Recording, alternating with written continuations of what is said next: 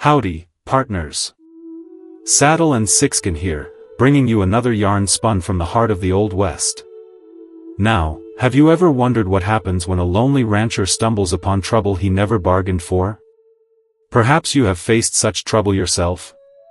Well, that's the tale we're unwinding today.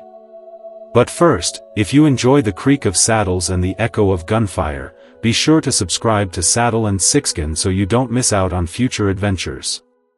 The lonely rancher, Elias Ward, had sheltered the wife of an Apache chief last night. The very next morning, 200 warriors came calling, and they weren't there for a social call. Welcome to a story where the sunrise brought not warmth, but the cold dread of an approaching storm. That dawn carried no bird song, no familiar scent of dry grass on the high plains. Instead, there was a heavy silence, so thick that Elias Ward felt as though the earth itself was holding its breath. That's a situation no one wants to be in, is it? This man had no idea that saving someone else would ultimately save his life. He stood motionless inside his weathered gray cabin, his calloused hand trembling on a cup of cold coffee. Through the dusty window, a sight sent a chill racing down his spine. Hundreds of Apache warriors lined up along the rotting fence, their faces painted in fierce colors, silent as living statues. No one moved. No one spoke. This was serious business, wasn't it? Just imagine seeing that outside your window. Elias was no stranger to the desert's loneliness, nor to the wailing wind that howled through the cliffs. But he had never known a silence like this, the kind that pressed on his chest, the kind that told him a single wrong move could summon death. Now, Elias was a former soldier who had tasted enough gunpowder and blood in his day. He understood one thing: silence was often more dangerous than the roar of battle. What was going through his mind at that moment? One question tore at him: why were they here? He was just an old rancher, living in isolation for 10 long years, keeping clear of everyone. Why would they surround him as if he were their sworn enemy? This man was alone, for so long. Was it something that had happened to him in his youth? There was only one explanation, and it dawned on him slowly.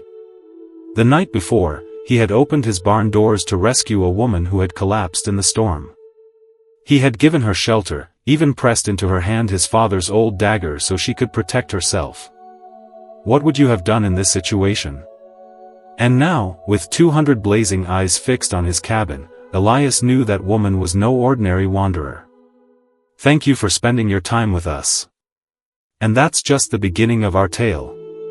Hold on to your hats, folks, because the ride is about to get a whole lot wilder. But before we continue this story, I encourage you to like or subscribe to Saddle and Sixgun, so we can keep these Wild West stories rolling. Alright, let's get back to our tale. Elias Ward had lived alone on this land for nearly 10 years. Ever since his wife and young son had died from a winter fever, he had built high fences, planted a few apple trees, and locked his heart away as though it too had been buried alongside the 2 graves behind his ranch. Poor man, he had already lost his entire family. Can you imagine the anguish? The townsfolk called him the Old Wolf of the Dunes, half an insult, half a mark of respect. For anyone who could survive this long on the brutal frontier was not a man to take lightly. His wooden cabin stood solitary in a sea of dry grass, its back pressed against the red cliffs, its front opening onto plains that stretched clear to the horizon. Day after day, his world was nothing but the crow of roosters, the neighing of horses, and the endless whistle of the wind. How dreary that must have been. Over time, loneliness became a habit, and silence turned into his only companion. Until the night before, when the sky had collapsed in a violent storm. The wind howled like a demon. Thunder split apart the darkness and lightning slashed through the heavens while Elias was securing the horse stable. He caught sight of a figure staggering through the sheets of rain. A woman. Her long black hair clung to her pale face. Her leather dress was soaked through. She moved as though each step was a battle against some unseen enemy. "You need shelter," Elias rasped, raising his voice above the thunder. The woman turned, and in a flash of lightning, he saw her eyes, deep, dark, filled with both fear and defiance. She shook her head and whispered, "I cannot stay. My people, they will worry. Oh, how important family is." But then the icy wind struck again, and her body trembled. In that moment, Elias remembered his mother's words from long ago: when you see someone in need, do not ask who they are. Just offer your hand. Without hesitation, he unfastened the silver dagger at his belt, the only keepsake left from his father's days of war. He placed it in her hand, then draped a heavy wool blanket over her shoulders. "Keep it until the storm clears," Elias said. She looked at the dagger, her fingers trembling, as though it was more than a weapon, as though it carried the weight of an oath. When she raised her eyes again, her gaze pierced him, and Elias felt as if his scarred heart had just been touched for the first time in years. This was an extremely important moment. "But do you know why?" "I will remember your name," she whispered, "Elias Ward." Before he could invite her into the cabin, she vanished into the storm like a ghost, leaving behind only hurried footprints in the mud. And this morning, 200 Apache warriors standing silent beyond the fence were the answer. That woman was no stranger. Now it all makes sense. She was the wife of Chief White Crow, the fierce leader of the Apache in this land. Now Elias understood why the entire tribe looked upon him with suspicion, as if his single act of kindness last night had sparked a storm far more dangerous than nature itself. What would become of this old rancher? The wooden door trembled with a heavy rhythm. Elias set down his cup of coffee, his callous hands clenching tight. He knew it was only a matter of time before he had to face them. But before we find out what happens next, remember to like or subscribe to Saddle and Sixgun if you are enjoying this Wild West story, so that it can keep these stories coming. Outside, horses stirred restlessly, but the Apache warriors stood still, silent as ghosts beneath the rising sun. Then a figure stepped forward from their ranks, tall, broad-shouldered, draped in white wolf pelts, with eagle feathers crowning his headdress. His eyes were dark and unreadable, carrying the terrifying calm of a man who commanded hundreds of lives. This chief meant business, that's for sure. "Elias Ward," the deep voice rang out, steady and sharp, without a trace of hesitation. "You know why we are here?" Elias drew a slow breath, opened the door, and stepped onto the porch. "I do not," he answered, his voice rough from last night's whiskey, though his gaze did not waver. Was he telling the truth? Or was he protecting someone else? The chief gave a small nod as if the reply only confirmed what he had already believed. "I am White Crow, and the woman you met last night." His eyes narrowed, sharp as a spear point. "Is my wife." The word struck like a stone tumbling through a canyon.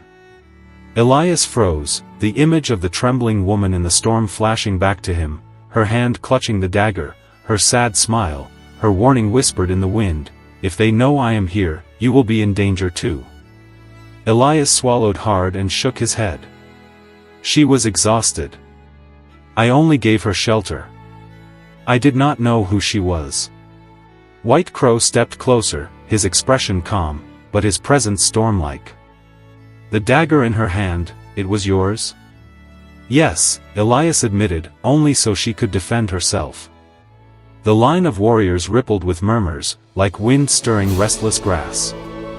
Among the Apache, a dagger was not merely a weapon, it was a vow, a sacred bond of trust. For an old rancher to place it in the hands of a chief's wife was nothing short of crossing into forbidden ground. Had this simple act doomed him to death? White Crow's eyes narrowed, searching Elias as though he could peel away every hidden truth. "Do you know?" he said softly. "In our people, a woman takes a weapon only from the one she trusts with her life." Silence fell heavy. Sweat broke across Elias's brow, though the morning air was still cold. He had not meant to trespass into their sacred laws, yet the truth had dragged him into the heart of it. From within the ranks, a voice suddenly shouted, "If Naira was here, then he knows where she is." The name cut the air like a blade. Elias stiffened.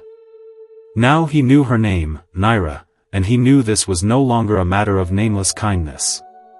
White Crow raised his hand, silencing the warriors. His gaze locked on Elias, both a judgment and a plea. My wife vanished last night. She has not returned to the camp. And you? You are the last man to see her alive. Elias swallowed the knot in his throat, his hand drifting to the grip of his revolver. In that instant, he understood, fate had bound him to a storm from which there was no escape. This man, the quiet loner, thrust into a violent storm. Mdimcha, Elias could not remember when he had nodded. Perhaps it was in that moment when White Crow's eyes met his, eyes that carried both threat and a desperate plea, the eyes of a husband ready to turn the prairie into a sea of blood just to find his wife. The old loner had little left to lose. Yet the instinct to survive would not let him refuse. And so, not long after, Elias found himself astride a horse, riding among the Apache warriors as they thundered north toward the land of stone and forest. How had this man ended up here? The wind swept through the cactus thickets, carrying with it the pounding hooves that sounded like war drums. Elias felt the weary gazes of the warriors around him. They watched him as though he were a condemned man being escorted to the gallows. Yet, strangely, deep inside, Elias felt more alive than he had in years. This feeling, did this give him life again? For so long his mornings had been nothing but milking cows, and his nights drowning in whiskey to forget the emptiness. Now, under the cold stares of 100 eyes, his heart beat fast, like the days of his youth when he carried a rifle into battle. The riders halted near a cluster of trees. White Crow dismounted and bent low, his weathered fingers brushing faint marks in the dry mud. He spoke softly in his native tongue, then turned to Elias. Naira's tracks. She passed here, but she was not alone. Elias slid down from the saddle, straining to see. Indeed, larger footprints pressed deep into the earth beside hers. The memory of Naira in the storm surged back, her eyes wild with fear, her constant glances over her shoulder. Elias understood, she had not been running from her husband, she had been running from someone else. She was afraid, Elias murmured, almost confessing to himself. Not of me, but of someone chasing her. White Crow gave a brief nod, a rare flicker of agreement in his gaze. You saw what I did not. Perhaps you were not lying. The admission did little to soften the hatred in the warrior's eyes, yet it planted something strange within Elias, the feeling of being heard. For years, no one had cared for his words, not even he had bothered to listen to himself. That night they camped by a stream. Elias sat alone by the fire, turning an old pipe between his hands. He listened to the horses breathe, to the men speaking in a language he only half understood. What a situation, wouldn't you agree? In that moment, he realized he was standing on the border of two worlds, one of loneliness that had imprisoned him for a decade, and another of fierce but unbreakable kinship, and between them, a mysterious woman who carried a storm in her shadow. Elias drew a long breath of smoke and lifted his eyes to the vast, starless sky. He knew then if Naira was still alive, he would have to follow this trail with them to its very end, not just to save her, but to uncover why fate had dragged him, an unknown hermit, into this game of life and death. Wow! This just shows that no one is beyond being dragged in. But first, one last time, let's just encourage our audience to like or subscribe to Saddle and Sixgun so they can continue to hear these great stories from the Old West. On with the story. By noon the next day, the sun poured fire onto the prairie, scorching the earth beneath their horses. White Crow's party rode into a narrow canyon, its cliffs rising sheer on both sides, the wind screaming through like a funeral trumpet. A chill ran down Elias's spine. He had been a soldier once, had seen many battlefields, and he knew this truth well: where silence lingered too long, death was waiting. Suddenly, an arrow whistled past, striking hard into a tree trunk inches from Elias's face. An instant later, war cries exploded through the air. Shadows leapt from the cliff walls, and a rain of arrows and spears came down like a storm. "Ambush!" an Apache warrior shouted. The riders scattered at once, raising spears and drawing bows in a desperate defense. Elias threw himself from his horse, pressing flat against a boulder, his hand reaching for the worn rifle at his side. The crack of gunfire split the chaos, smoke filling the canyon, mingling with the screams of men and the shrill cries of horses. Were they all going to die in the canyon? But in the torrent of arrows, Elias's sharp eye caught something wrong. One Apache among their ranks was not panicked. Standing on a ledge above, he moved his hands in subtle gestures, signals, clear and practiced battle signs. "Betrayal," Elias muttered, his blood turning cold. He sprang up and roared toward White Crow. "Look there! One of your own! He is guiding them!" White Crow's gaze snapped to where Elias pointed. In an instant, his face twisted into fury. He drew his bow and loosed an arrow like thunder. It struck deep into the traitor's shoulder, flinging him from the cliff. The cries of the ambushers faltered, shaken at the sudden turn. They had not expected their inside man to be exposed. The Apache warriors seized the moment, counterattacking with brutal force. Elias, though long removed from real combat, steadied his rifle and fired, cutting down an enemy warrior whose spear had been aimed straight for White Crow's flank. What a fight! Can you imagine? When the dust began to settle, the canyon was littered with corpses, the stench of blood heavy in the air. The survivors fled into the forest, but through the groans of the wounded, Elias heard something that froze him still. The fallen traitor was not yet dead. Gasping for breath, he whispered a single name. "Nah." Elias dropped to his knees, clutching the man's shoulder. "Where is she?" The traitor's lips twisted in a ragged smile, blood trailing from the corner of his mouth. "She is the bait, and you have walked into the trap." His eyes went wide, then dimmed to nothing. Elias lifted his head and met White Crow's darkened stare. He knew then this ambush was only the beginning. Their enemy did not merely seek to capture the chief's wife, they wanted to destroy the Apache tribe itself. And now Elias too had been drawn into the bloody game where a single misstep would cost him his life. The smoke still clung to the canyon, leaving a bitter stench on the sun-scorched stone. White Crow stood in silence over the traitor's body, his face unreadable, though his eyes burned like embers buried deep in ash. He gave no order for burial, spoke no word of mourning. Instead, he turned to Elias, his voice low and rough. "You have seen it. There are those within my own tribe who would sell their blood for power. And my wife, she is in their hands. What was their next move? What will this band of cowboys do?" Elias wiped sweat and gunpowder dust from his brow, his heart still pounding. He wanted no part of this. Yet in White Crow's gaze, he saw more than anger, he saw the raw pain of a man terrified of losing the one he loved most. It was a pain Elias knew all too well, the day he buried his wife and son beneath the same mound of earth. "Where have they taken her?" Elias asked, his voice hoarse.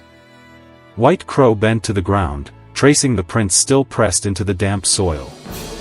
Smaller footsteps dragged hastily, mixed with the heavy boots of men. "To the west," he said, "to the Valley of Horsebones." The name made several warriors shudder.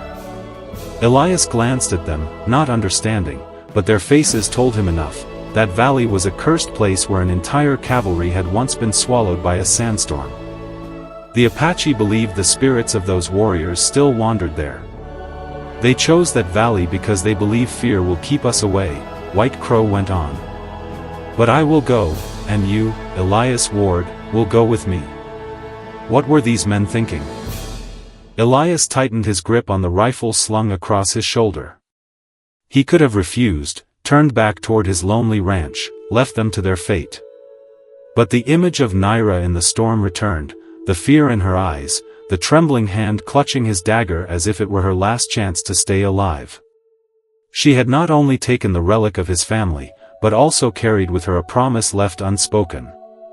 "Very well," Elias said simply. "I will go." That night, as the party camped at the forest's edge, Elias sat alone by the fire.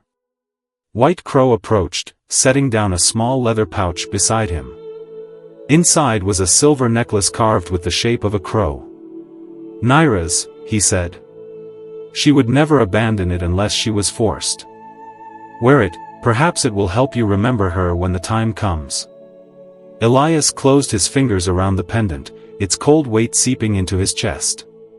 He looked at the Apache chief, the same man who hours before might have killed him without hesitation. Now they sat side by the same fire, bound by a shared fear, a shared purpose. In that moment, Elias understood, he was no longer the forgotten rancher, lost in the emptiness of the prairie. He was part of the search now, part of the tribe's fate. And the road to the Valley of Horsebones would decide not only Naira's future, but his very life. The road into the Valley of Horsebones was like a descent into hell. The wind screamed, whipping red dust into blinding clouds, while bleached white bones lay scattered across the ground like grim reminders of death's visit long ago. Riding among the Apache warriors, Elias felt his chest tighten. He thought of the graves of his wife and son on the hillside, of the years of solitude he had spent hiding a shattered heart. What an awful place to go. Then a cry rose from the front ranks. White Crow spurred his horse forward, pointing to drag marks etched into the sand. The riders surged after him, and at the valley's end, they saw Naira bound to a wooden post, her face weathered, but her eyes still burning with fire. Around her stood the traitors, their blades gleaming in the dying light. How will these men save her? The two sides faced each other in the blood-red glow of sunset. A voice rang out, taunting, "Lay down your weapons, White Crow. Kneel and confess defeat, and your wife lives." Tension strung the air tight as a bowstring.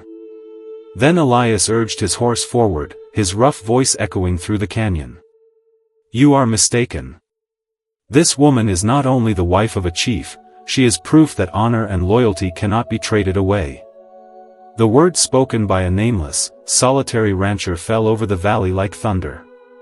For a heartbeat, silence reigned. White Crow turned to Elias, his eyes flashing with something between shock and respect. The battle erupted with fury. But this time, Elias no longer felt like an outsider. He charged in, cutting down an archer aiming for Naira, then slashed through her bindings with his own dagger.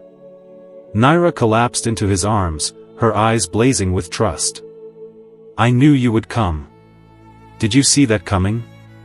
When the dust settled, the betrayers lay bound, and Naira was safe within the circle of her people. White Crow placed a heavy hand on Elias's shoulder, his voice resonant as a war drum. "You have saved my wife, but more than that, you have saved the honor of our tribe. From this day on, Elias Ward, you are no longer the lone man of the prairie, you are our brother." Elias said nothing. The wind carried the songs of the warriors, mingling with the thunder of horses. In that moment, he understood, kindness, even the smallest act, could bend the course of fate. A dagger offered in a storm had turned a broken man into one who had rediscovered the meaning of life. That truth echoed within him like a flame that would never die. Sometimes mercy does not only save another, it saves yourself. The sun sank slowly behind the distant mountains, painting the Valley of Horsebones in a sea of blazing red and orange. The Apache warriors gathered around the fire of victory, their drums and songs echoing through the open air. In the circle of flame and shadow, Elias Ward sat in silence, his hand wrapped tightly around the dagger that had returned to him. Upon its scarred steel blade, the sunset glimmered as though retelling the story that had just been written. It all had worked out after all. White Crow approached, leading Naira beside him. The chief's face bore the lines of hardship, yet his eyes shone with pride. He placed a firm hand on Elias's shoulder, his deep voice solemn and warm. "From this day, you are no longer a stranger. You have shed blood with us, you have risked your life for one of our own, Elias Ward, you have a place in this fire." Naira tilted her head gently, her dark eyes resting on Elias. It was no longer the look of terror from the storm, but a gaze filled with gratitude and respect. She placed the silver necklace carved with the crow into his hand. "Keep it, to remember that on a night of storm and fear, you chose mercy instead of turning away." Elias hesitated, his hand trembling as he closed it around the pendant. For so many years, he had locked himself inside grief, believing there was no place left for him in the world.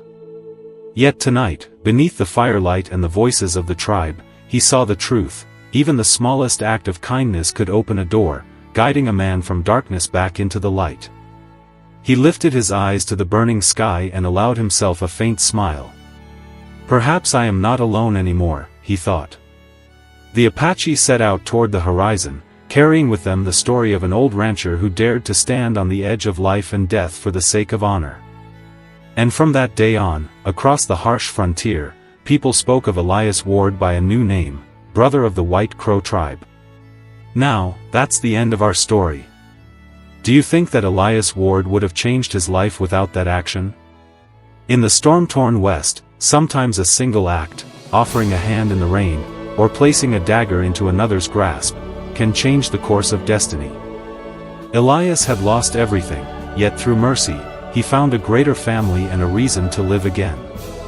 If you have ever felt lost or alone, remember this: one act of kindness can open a new path. Well, that's all for this tale from the Old West. Be sure to like or subscribe to Saddle and Sixgun for more stories. Also, we welcome our older audience to leave their comments below. Every word you share is a flame that keeps these tales of the Wild West alive. Until next time, ride safe, partners.